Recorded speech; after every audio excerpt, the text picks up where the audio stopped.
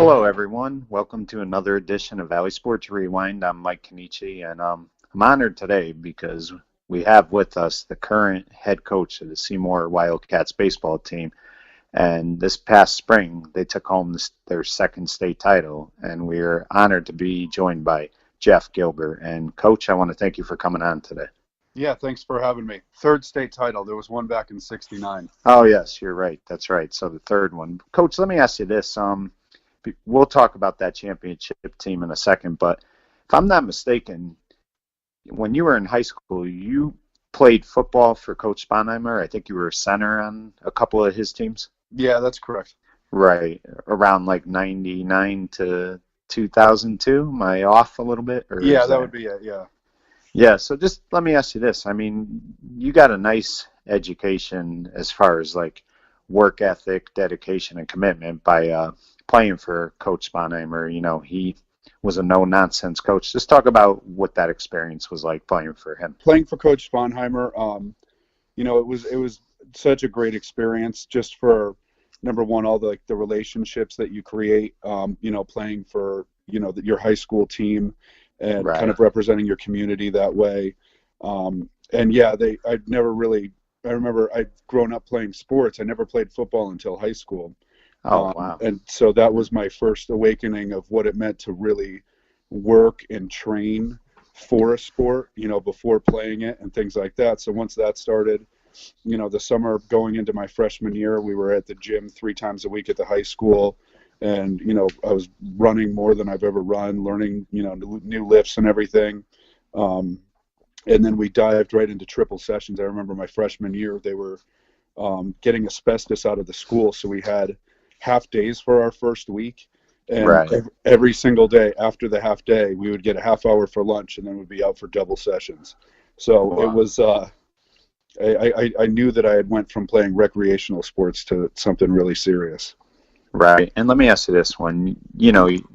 When a lot is being expected of you as a young 14-year-old kid, 15-year-old kid, was there ever a point where you were like, I don't know if I could do this every day? I mean, did that ever cross your mind, or were you all in once you started?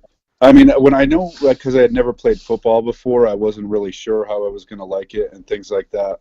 But I've always just been naturally competitive, and so as I see other people doing successful things or doing certain things, I've always told myself, all right, I could do that. I know I can. And it just kind of pushed me. And we had such a great group of, players that I grew up. We had 30 kids on our freshman team. And Wow.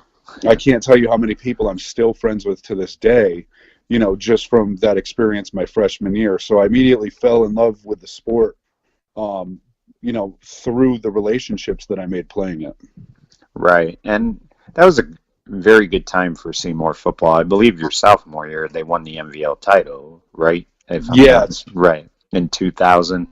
And, they had some classic games against Ansonia, some great games against Holy Cross and Naugatuck. I mean, the MVL was really good back then. I mean, the league was great. And then you had, Woodland hadn't come on yet, but you knew eventually that you were going to lose some kids to Woodland. I always say that if those Seymour kids didn't lose kids to Woodland and to Oxford, Seymour would probably still be, and they've done very well, but I think they've probably would have had a few more state titles had they not lost those kids. Yeah, I think there's that adjustment period, but at the same time, I look at when playing football and baseball, I played in 3 state championship games and lost all 3 of them. And it's funny to look at who we play now in our classes versus who we played back then. Yeah. Is, my junior year for football, we lost to New Canaan. In my senior year, we lost to Staples. Both of them Right. are double L programs now. And then in baseball, we lost to North Haven in the state championship my senior year. And, so all of those are, just state powerhouses in their sports. And, so it would still be competitive, I think. I think we would have done well. We had so many kids that, just looking back at football, obviously we had Joe Deptula, who's a great quarterback for us from Oxford. Matt Baccaris, his senior year, was a leading receiver for us from Beacon Falls. He played baseball with me as well. Right. So, yeah, it definitely, I think once we lost to Oxford especially, we took a hit for a few years in our programs, and then, we're kind of recovering from that now. Right. And you mentioned Joe Deptula, and I mean, I'm sure you and him became good friends because, basically you're the center, he's the quarterback, so you have to have a trust with one another, things of that nature. So I'm sure like just, being the one snapping the ball to him all the time really kind of brought you two closer together as friends. There's a real deep-seated trust when, your quarterback is getting, and you're the center, and he's getting under center on every play. Yeah, that's a close connection, both physically and as far as, being friends and things like that, which we continue to be to this day.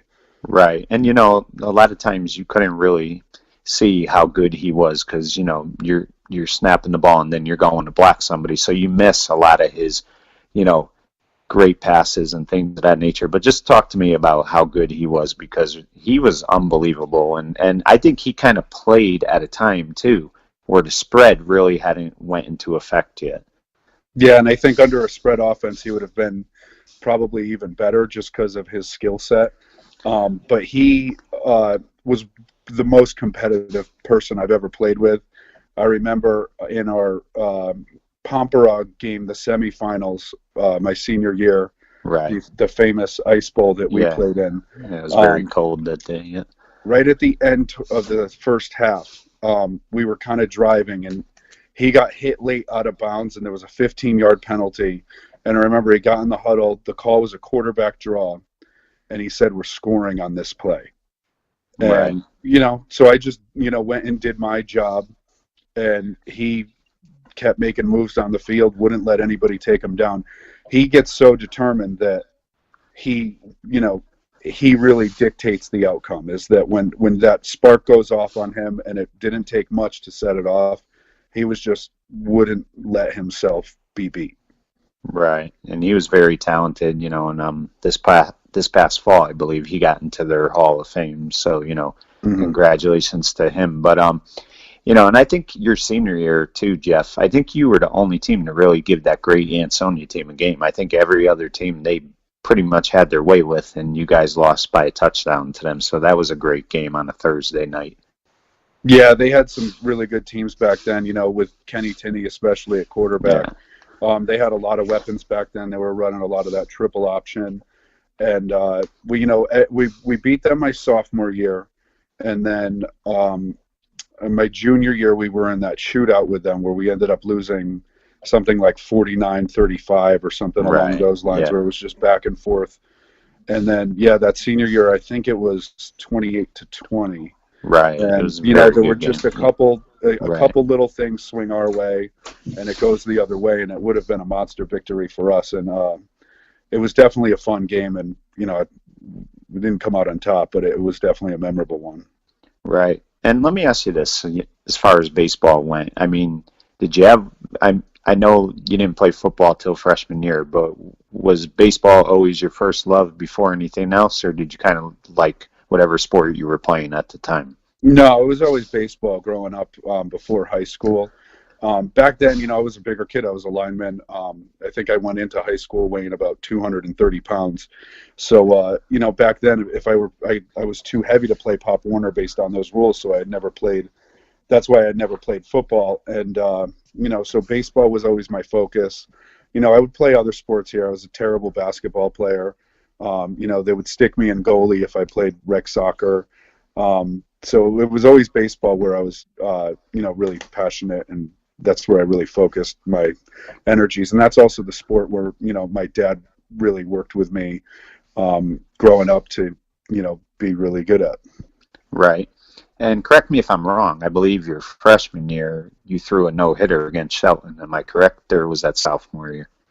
No, I didn't throw any no-hitters. I remember the first time I ever pitched varsity, I pitched in a scrimmage against Shelton, and then the first time I pitched varsity was against Kennedy.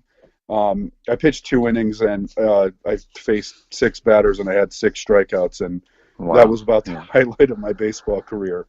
I had some good times after that, but that set the bar a little high to live up to afterwards.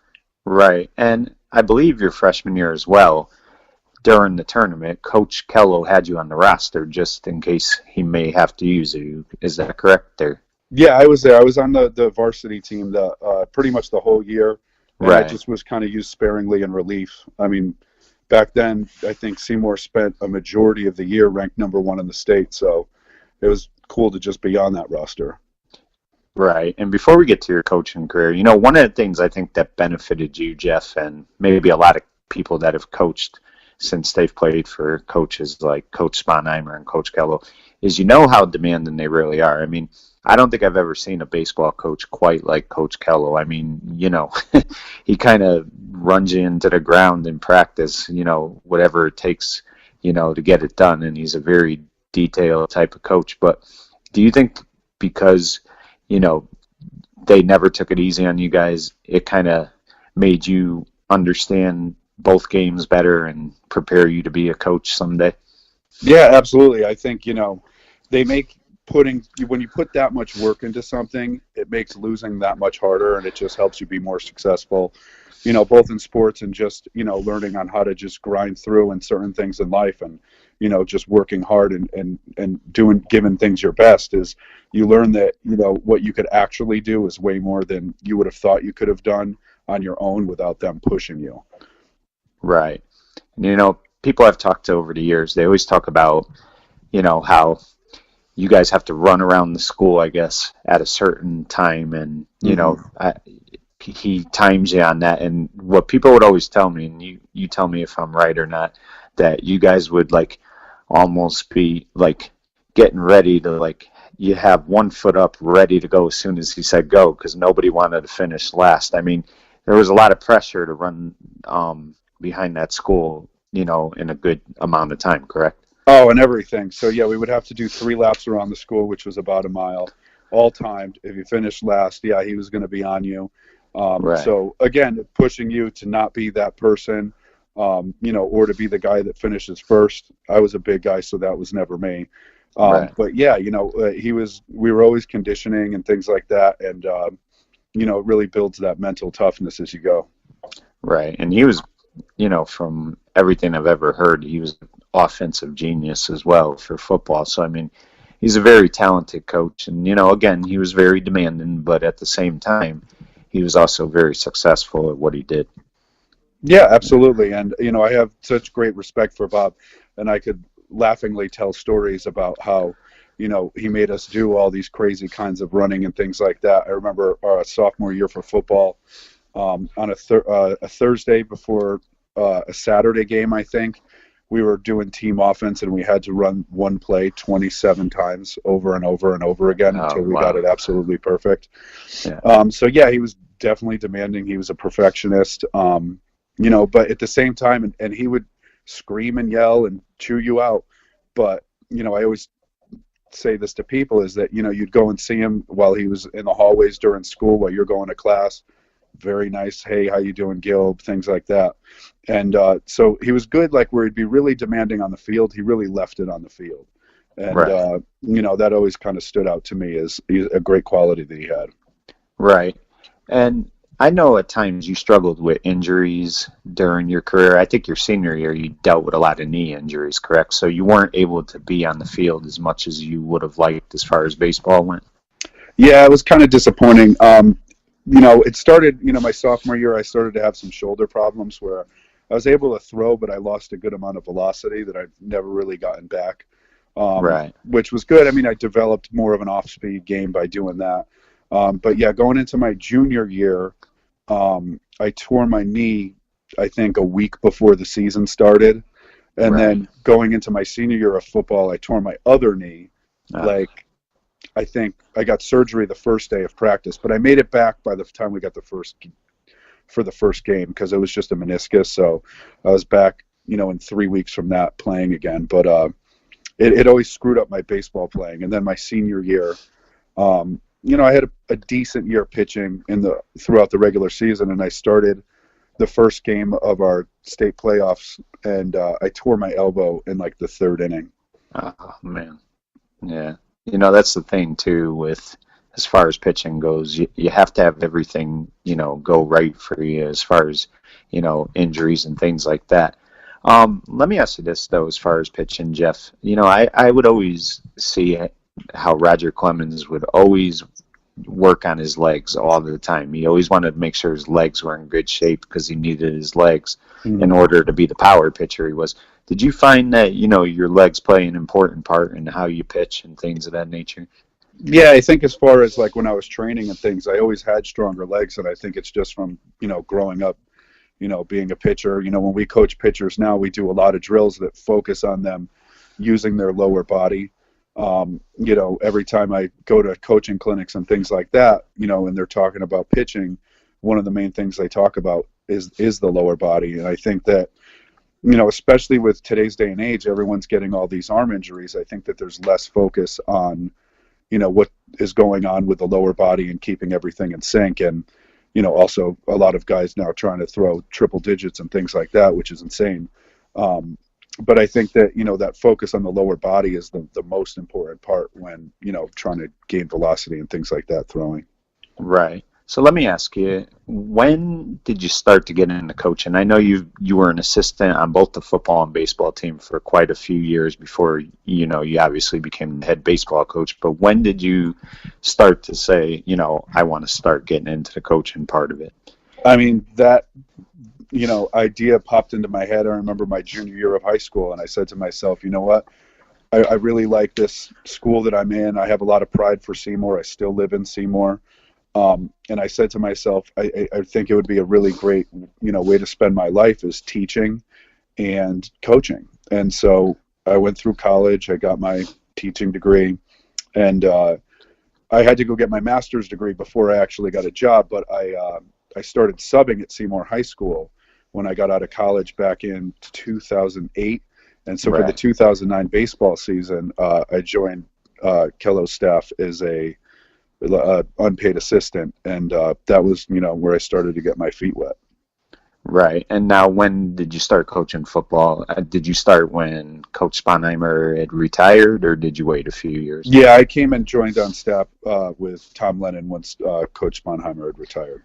Right. So basically, you were there right from the start with Tom, and Tom has done a great job with that program, as we all know. He got them to the playoffs. I think probably 3 straight years, and just a very good coach. And let me ask you this, Jeff. Did Coach Kello kind of come to you maybe the last couple of years of his coaching career and tell you that he was going to step down and that he'd like you to take over, or did you just kind of apply for the job? No, he told me that he would really like to see someone from his program continue it on.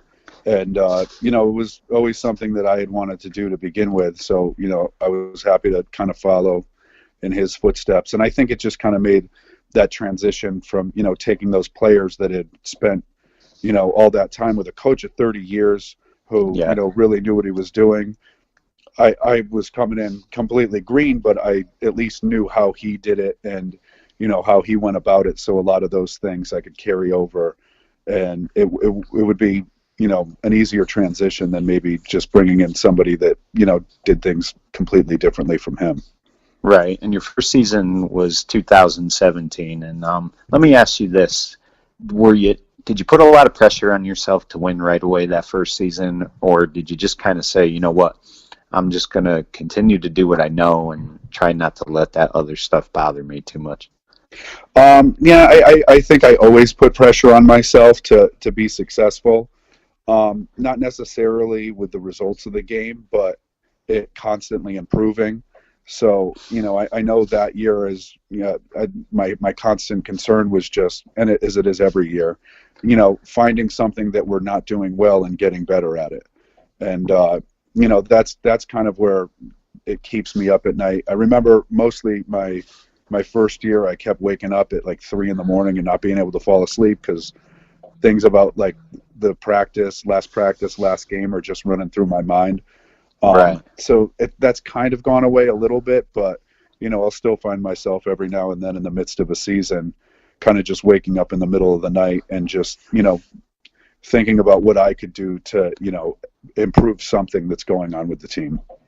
Right. And Jeff, one of the things that I think is really helped the program as well, and he's been a very important part of the program, is longtime assistant coach Steve Riley. I think he does a great job with the pitchers, and he really has a baseball mind like nobody I've ever seen. Just talk to me about like how helpful it's been having him on your staff.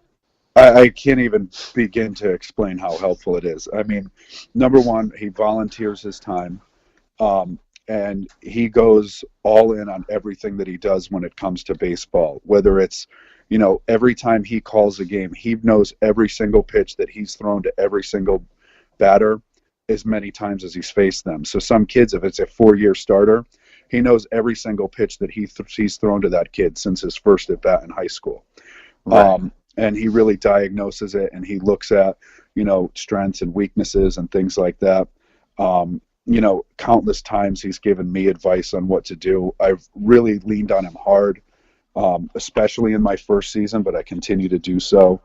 And, just down our stretch this year through the state tournament, he just called unbelievable games. If you look at, the types of runs that St. Joe's was putting up throughout their season, and the fact that they didn't score any against us. And I mean, as Coach Riles would say, the credit in that case goes to Austin DeRosa because he threw a perfect game. But at the same time, I was watching a lot of hitters that were just making these great, powerful swings, but were just off time. They're out on their front leg or something like that, and it's just throwing the right pitches at the right times and kind of getting in sync with our pitchers as well. As he really takes the time to know all of them and do all that work. And I can't possibly ever say enough about him, but the things that he's done for Seymour baseball, Derby baseball, just youth baseball in general is incredible. Yeah, he's really been he's been great for high school baseball. Mm-hmm. He definitely has. Now, let me ask you this. I want you to, before you talk about this great championship team, I mean, Jeff, some coaches coach 25 years, 30 years, do a tremendous job, and it's so hard to win a championship, and they fall short a lot because, when you're in a tournament, it's all about pitching, and you're only as good as your next pitcher. But just talk to me about how did it feel that in year 2 as a head coach, you got that first obstacle out of the way, you got a championship under your resume. Talk about that a little bit. Yeah, year 3. Or year 3, I'm sorry. Yeah, no problem. Yeah. But it's I mean, it is like it's great and it's awesome, and it was one of the best experiences of my life. But I wouldn't evaluate myself just based on championships and things like that as far as coaching's concerned. I don't get to throw a pitch, I don't get to field a ball or swing a bat.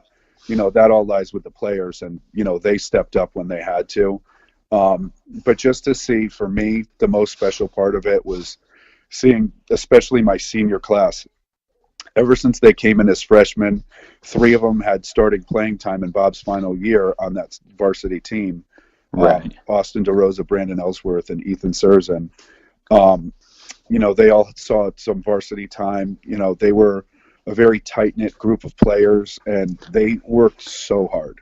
No matter what they were doing, even if it's just like a basic fundamentals drill, they were focusing really hard on it. So just to see them get to have that experience, they really earned it. And so that was the most special thing to me about all of it. And, as you said, I could coach 25 more years and not ever get back to that game, never mind win another championship. So it's nice to have, but it's not something that I felt that I needed to really get off of my shoulders or anything like that. Right. As far as judging whether or not, I'm successful or anything along those lines. To me, it's just about getting better. And, those kids really took it upon themselves to get better. And, they deserved everything that they got by winning that championship. Right. And, as a player and as an assistant coach, you know what the tournament's like. You've been there, you've seen it. Let me ask you, though, as a head coach, did you have some sleepless nights while that tournament was going on? Oh, of course. Absolutely. And, our tournament was so crazy from the standpoint of, you have to have hot pitching or hot bats or hot, whatever it is for us in the tournament, we kind of just clicked. But Mother Nature was so on our side. Our first round game, we had Ellington, and we had a freak rainstorm that postponed our game, 3 innings in that we had to continue the next day. And DeRosa was starting the game for me and was doing great, but he threw like 34 pitches, which means he couldn't pitch the next day. Right. So I went to Austin Green, and he did a great job. But that allowed DeRosa to then pitch the second round game against Coginchog, which we won in 9 innings. Right. He threw 8 1/3 innings of just amazing baseball because they had very good pitching. We got a couple runs early in the game, and then it was just deadlocked. And he threw 8 1/3 innings for us. So nothing would have taken him out of that game except for the pitch count rule. Right. He was just so locked in and so determined to win it that, it kind of played in our favor there. But then as we got to our quarterfinal matchup, we didn't have Green or DeRosa available. So I had to go. I started with DeJarnette. We went with him for a few innings, then Menente for a few innings, and we were down, I think, 4 runs when rain came again. And so we had to postpone again, and we had to finish the game on Sunday, at which point we had Austin Green back. We scored 7 runs in our next at-bat, and, the rest of that game was pretty much history. Yeah, it's crazy how things work out, and it's crazy to think you have to go right back to, a destination again that you've been at just to finish the game. So, I mean, it's just the tournament can really be crazy sometimes, but I think at the same time, it makes it a lot of fun too. You guys are constantly around the kids, and, you're trying to see if they could pull this off. And I think you really, want it for them more than anything else. Yeah, absolutely. Like I said, especially that group of seniors, they kind of felt like my first team. Is that, I had them more than, they had Coach Kello and things like that. And, Coach Kello's final year, I was coaching JV, so I was working with a lot of those kids at that level. And, it was a really special experience to, see those guys that, had stuck through the program and put in all that time and all that work, to see it pay off for them. Right. So let me ask you, what was going through your mind when that final out was made? I mean, did it really even sink in at that point, or did it sink in more as you got time to really think about it? Because, when you're celebrating and things like that, I mean, you really probably, you appreciate it, but you can't really paint the picture for everybody during that moment. What was that like for you, though, when that final out was made? Just relief. It wasn't no sinking in whatsoever. That game was at 7:00 at night. Yeah. So that whole day was just, a nightmare for me. Yeah. I was my grass had never looked better at my house. I was doing yard work all day to try to keep busy and kind of keep my mind off of it. But still, I remember I got to the high school at 2:00 that day. I was just going through everything. I was making sure I was packing in the equipment bags and making sure we had everything just to make sure nothing went off without a hitch, but also just to keep me busy. So the whole time we were up 11 runs, but, in my head, I'm just always freaking out like, oh my God, just let's this finally be over. So, yeah, it was an incredible relief. And then the other issue was that I remember Austin Green, who pitched such a great game in that state championship. He was at 108 pitches, I think he finished the game at. And so if he had to face one more batter, I would have had to take him out of the game. And I just would hate to just change, the pace of the game with the momentum that we had on our side. Right. And I couldn't calm down until that. So just the end of it, I was like, okay, thank God it's over. And then on the bus ride home, that's when it really started to sink in. I remember I finally turned on my cell phone and I had 250 text messages. I had, we had a police escort from the Seymour Police Department, through Seymour with cars pulled over on the side of the road beeping at us. And it was a real surreal experience. And, it was just really cool to see, the community coming together over something that our team had done. And, that was really overwhelming and emotional for me. Right. And, I'm sure you and your coaching staff, because you guys are constantly probably talking to each other throughout the season, probably, obviously you're practicing together, but, when you're not practicing, I'm sure you guys are calling or texting each other a lot, going over stuff. So, I mean, that had to be really special to, win with your coaching staff as well, because, they go through it too with you, they're there all year as well.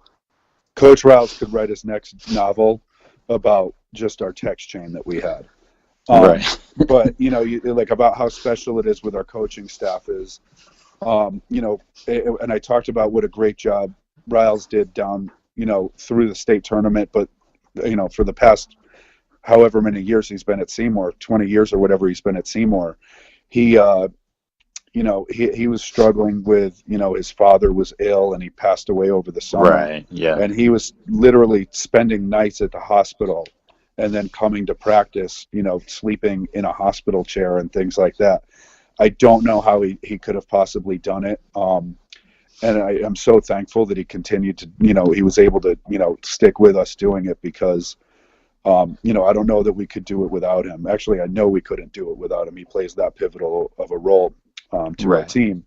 But, so just, yeah, I mean, I coach with my friends and things like that. And that's, one of the things that I love about coaching is that those relationships that we built playing sports, that the pride that we built by playing for Seymour, we get to continue to bring that into our coaching. And, that's the most important thing that I've gotten out of playing sports for Seymour is the relationships that I've built and, that connection with the community that it's created for me. And it's not something that I take lightly. And so to have them be able to experience it with me was definitely special. Right. And I'm sure, it's everybody's dream to win a state title as a coach with the school they grew up with, went to, and that had to be a tremendous honor for you to win at your, the school you played at.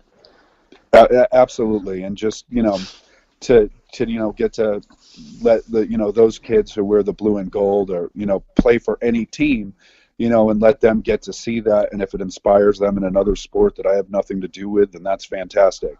Or if they're taking their experiences to another sport that they play and it helps them get better, that's what it's all about. And we're a small community, and I think that, having championship runs like that is, important to us. And that's why, whether it's, the volleyball team that just won a state championship or the softball team winning their 50th state championship or whatever it is at this point, Yeah.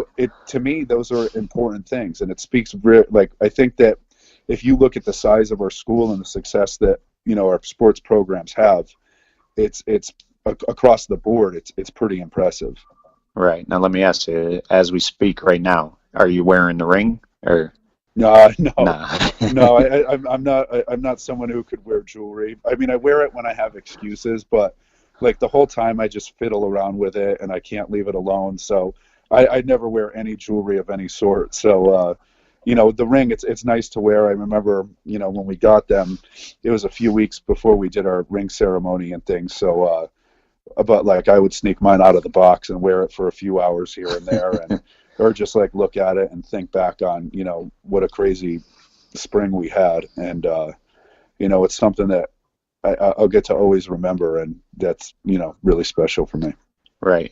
Coach, nobody could ever take that away from you, your players, your coaching staff. I mean, what you guys did was tremendous, not just for Seymour, but also for the Valley, because, sometimes the Valley gets, overlooked because they're a small community, but a lot of great kids have come out of the Valley, great people, and I just really think what you guys did was an unbelievable thing, and it was just great, obviously, for Seymour, and I really do congratulate you guys on the great season you had and winning the championship. Yeah, thanks so much. And yeah, obviously we're happy to do those things, and represent the Valley. We are a small community, but if you look at the types of kids that come out of here, they're tough and they work hard and they fight to win. It's important to them. Right. Well, Coach, I want to thank you for coming on tonight. It was a real honor for me. And like I said, I think you're great for high school sports. And I really look forward to watching you continue your coaching career. And again, congratulations on the championship. Thanks a lot, Mike. I really appreciate it. Thank you, Jeff. And that was Coach Jeff Gilbert, coach of the state champion Seymour Baseball Wildcats. For Valley Sports Rewind, I'm Mike Cannici saying good night, everyone.